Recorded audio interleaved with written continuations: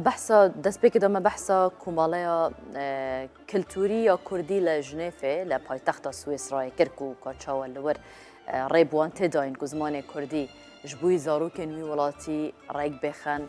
û bi awayekê azadane dikarin fêr bibin. Wezareta Perwerdeyê jî îtiraf bi van birwanameyên wan dike ka zimanî fêrî zarokan bikin û weke navendekê jî rastiya akademî bibîne di van dîmenan da ev ye ew کۆمەڵەیە ku em behs dikin ya kulturî ji bo fêrbûna zimanê Kurdî li Jinêfê li Swêsrayê hewleke bi wan malbatên Kurd ku zimanê Kurdî nîşanî zarokên wan bêdayîn boî ku girîngtirîn tişt parastinê ser bikin hiç ne bilgel malbatê xwe bû nimûne dayîkeke bi temene dibe ku bûyê zehmet be zimanê din fêr bibe di malê de eger zarok Kurdiyê nezane yan jî dapîra wan be wê çawakin takekê wiha jî hebelgel da gel wê yekê jî bêne Kurdistanê wekeme eva ew çalakîne jî di nava komaleyê da tê nîşandan temaşevanên Rûdawê ama ji corekî zanî hewar hez nake tu li Swêsrayê çunke to yanî cilî Kurdî ekîte berî mindaleket bi zimanî Kurdîş perwerdeyekê fêrî nûsîn û xwendinewey Kurdiyekê yanî zor li welatan hemû katek li bonekana eme li Rûdawê ji karûmalekên ê bînîn nek tenya fêrbûnî zimanî Kurdî parastinî bona neteweyyekanîş yani ew bonanî ke taybet in be Kurd yaxud bo nimûne cejnekan bêt yan li cejnî Newroz bê hemû yadî dekirêtewa bi leberkirdinê cilî Kurdî. Rojan yani ka çend van rojan sax dikin li wir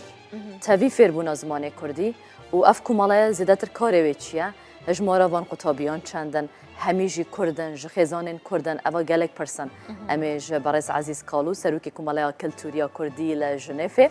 li gel me ye li ser vê mijarê berez Kalû silav li we bin di van dîmenan da bi rastî çalakiyê vê komeleyê diyar dibe ku hûn karekî baş û mezin dikin bi taybet bû fêrbûna zimanê Kurdî bû zarokên li vî welatî ne û ji malbatê Kurd bin we çi kiriye بۆ fêrbûna zimanê Kurdî û hikûmeta vê welatî îtirafê pê dike yanî ev bawernameya dê çi mafay bixwe bînin de dema fêr dibin kam hinek pirsan carê ji komeleyê bi giştî ji we dest pê bikin hûn çi dikin bû fêrbûna zimanê Kurdî karê we çi ye Rojbaş mamosta ji bo we û temaşevanê kanala Rûdawre wek em hemî zanî ziman hebûna mirova ye ziman nasname ye zimanê Kurdî îro vê em lê bibin xwedî bihtirîn îro li ev komela kultura Kurdî li Jinêfê saziyekî çandî û xwebexş e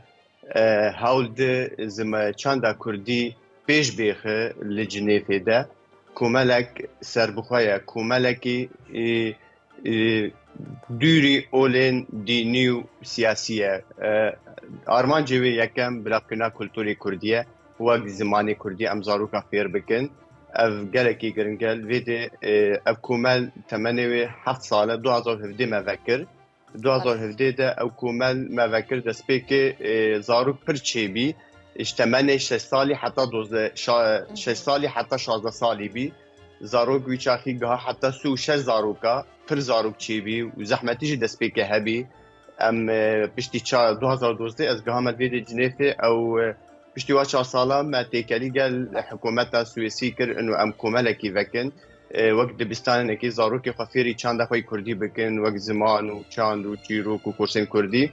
me vekir rojê 2 heftî me ders da zaroka û piştî salekî hikûmeta Jinêfê rêveberê şara kantonê Jinêfê jî û wizareta perwerdeya kantona Jinêfê bi îtiraf me kir daxwaziş me kirin wek pirtûkên Kurdî hene ji bo pirtûk lazim e û mamostayê Kurdî jî vê hebê ji bo zaroka fêr bike û du roj heftiye em zaroka fêrî Kurdî kin vê dê kant Berez Kalo belê em xwendkarane em mendala Kurdane bi çi şêwezarek fêrî zimanî Kurdiyan ekin bo xwendin û nûsîn yani bo hem bo bitwanin bixwînewa hem bitwanin binûsin qiseyî pê bikin soraniye ba şêwezarî Kirmancî serû xwarû bi kam şêwezar hemûyan dixwînin belê mamosta ya me wek ev wekim gote 7 sal em zaroka fêrî zimanê Kurmancî Kurdî Kirmancî destpêkê me fêr kirin جوی دبستان مای کردی ده زاروکی گو تفیری کرمانجی به سورانی جهنه کردی هنه کردی مای زازاکی جهنه تفیری کرمانجی به ام بس بشی کرمانجی دی زاروکا وقت هم گفته زمانی کرمانجیه و این سال دبستان که دیجی کردی و بی کوملا کلتورا کردی روشالات او جنها فیری سورانی جی که زاروکا اب 2023 او کومل جهات وکش بو بشی سورانی یا ما بس کرمانجیه او زاروک الویدی هاتی دنیای دیاسپورا سوی اسرائیل و جنیفه اوی هاتی گو انو زحمتی زمان هنه نویستن و آخافتن و پر زحمت جواره ابدفت حکومت داما آلی کار مره روجي بريس كالو بله والله دخوازم اس هناك سر كوماليا وراوستم يعني بله وقلتكو كوماليا كي خوبخشه بله ايجار او خوبخش مثلا كي پشتواني ودكه پشتواني و دارایی هيا تبي اعتراف كرنا و باورنامه هنا هند دنوان قطابيان ايجار و لجنيفه چه مفايجي ور بگرن و درفته كدن بدوانا بله ساعت خوش پرسپاس بو و سوالا پلگرنگه بله امن وک ریو برخوا بخشن دسپیک سال اول 2016 مگم خو بخش کرد پشت حکومت پشت وک استاتویتا کومل خواستش ما پرتو که ما تشتم حمید وک رسمی رابی موچه وک دارایی یعنی معاک مامستا راتبی وی حیوانه جيرا خصوصا وق مامستاقي سويسري الجنيفي ده او آليكاري حكومات وزارة پروردهیا بیغ انتگراسیون یا اوفیس رسمی آلیکار مره وقت مامستاق رسمی آلیکار مره کومل آلیکاری حکومتی هیا رادبه مامستا هیاش حکومتا کانتون جنیفی او شاده امدیوا وقت باورنامه سرتفیکای وی کردی امدیوا بزمانی کردی آستاوا امسر نویسینی به آستافم امبیجی آستا یکم یا دویم یا سیم سشا باورنامه و امدانی بزمانی کردی کرمانجی وقت دیجا یکو زاروکن چه رفع سیاه و چارال دبستان فرنسی زمان فرنسی کانتون جنیف زمانی که فرنسیه یکمه بده او باورنامه حکومت دوار رسمی الباورنامه واده زمان وای کردی یه دایکبونه ته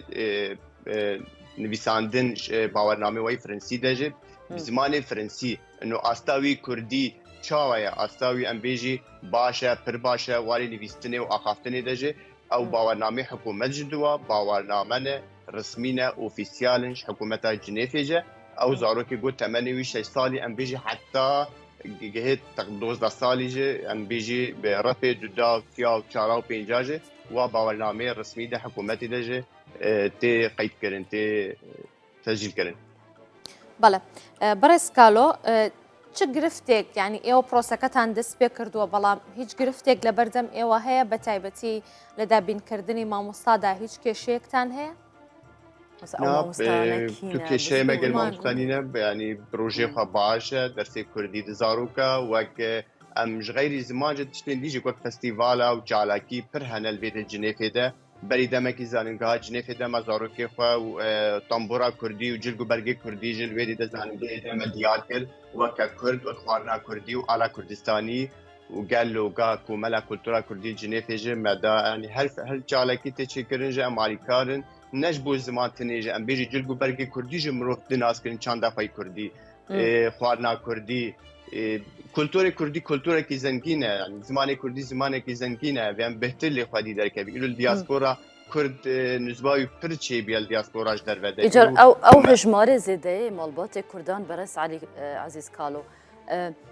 هەمووژی دخوازن زاروکێ خوا بڕاستی بشینن وێ کوماڵەیە پلانێوە چنە هون هژمارێکی زێدەتریە خەلک ئێن کو بەشداریە دکەن هەمووژی یعنی ji malbatê Kurdan hene bixwazin fêrî zimanê Kurdî bibin ku malaya xwe zêdetir berfireh bikin bû xelkekê din jî birêya we hem kultura Kurdî hem ziman fêr bibe.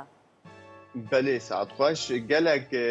malbatê Kurdî ji destpêkê em hat û heta wekî malbat alîkarin bez kêm hinek ji waherî ne alîkarin zarokê xwe re jî ez jî bîne ew cihê êşandinê yanî îro li vê de zarok çanda xwe tê naskin em bêlin zarok hunda nebin çil dibistanê Fransî de Fransî fêr be Almanî fêr be Swêsa dewletek çar ziman e Almanî û Îtalî û Fransî û Roman jî heye danişta wê de zimanê İngilîzî ew jî tê xwendin bes em wek Kurd bikarin zarokê me hunda nebin em zimanê we bihtir bikin xwedî malbat alîkar bin îro Kurdê me gelek xêzanê dayîkê zaroka hene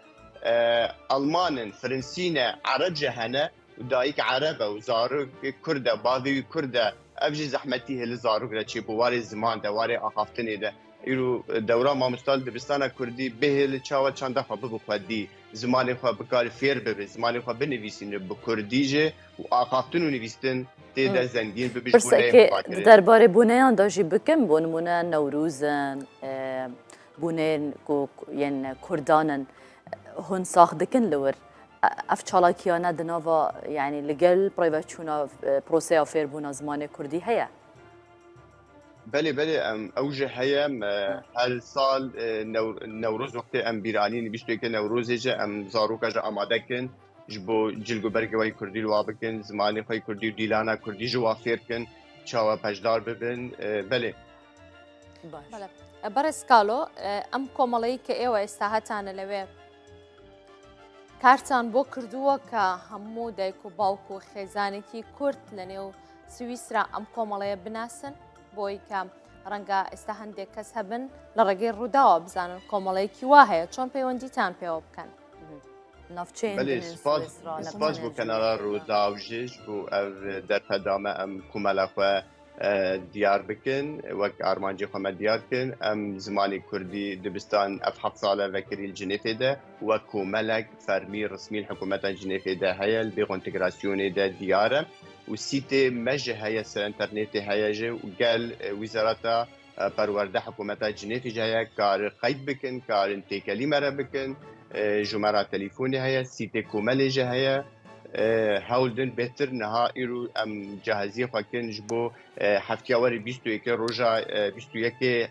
حزيراني هيوا شر روجا داويه يخلاص بن امي باوالنامه واي كردي بدنوا حاضر بيونا بابو دايكاجه و ريفا بريش على دريا كانتونا جنيفيجي وقت بخواندنجه ام بيني آماده ببي قال زاروكن مي كردي بابو دايكاجه آماده بيش برد دبستان نها خلاص بن امي داوي بينن وديسا هيفان ها امي دست بي بكن كورسي خوي كردي و بلي ما برس باشا برس كالو بلا ام داوي برس شو بكن هر درباره في كومالاي دا يانجي بلا في جاره لسر كردان ببراستي لا سويسرا هيا چند هماهنگی هيا و هون حولا که ددن کو زمان کردی برزنه بیتن دناوا مالباتن کردان دا ین کو دیاسپورا اینا و بتایبت لوی ولاتینا ایجار سویسرا جناونده که براستی گلک سالان بکوم کرنا مزنترین ولاتو سرکردین وانه هون ده چه دکن بتایبت کردین لورن نبتنید مسئله پاراستنا زمان کردی دا بله مسئله وقت کرم که نه مسئله وار زمان دجه ام تیکلی ام قاضی بهتر الفيد السويسرا الدياسبورا التواهيج الاوروبا ام بقارن تيكالي برفراتشي كان ام چاندا كردي بهيز بكن يرو وكو ملام الفيدي ده حتى سر استا اواهيا نتوين يكبويجي ام بجدارن دائما هردم وكونفرانسي كيمناي عندج وكو ملا كولتورا كرديه مامادن هر جهيج ام تيكالي وكن قال سويسيا قال فرنسيا قال المانا ام فراتر ام قاضي تيكالي فراتر بكن جبون هاسكن بدن چاندا خوي كردي بهتر هيز بكن زنگين بكن بله سپاس بوا برس عزیز کالو سروک کومالای کلتوریا کردی لجنیف زور سپاس بوا سپاس سپاس بوا جماعه سپاس اما لما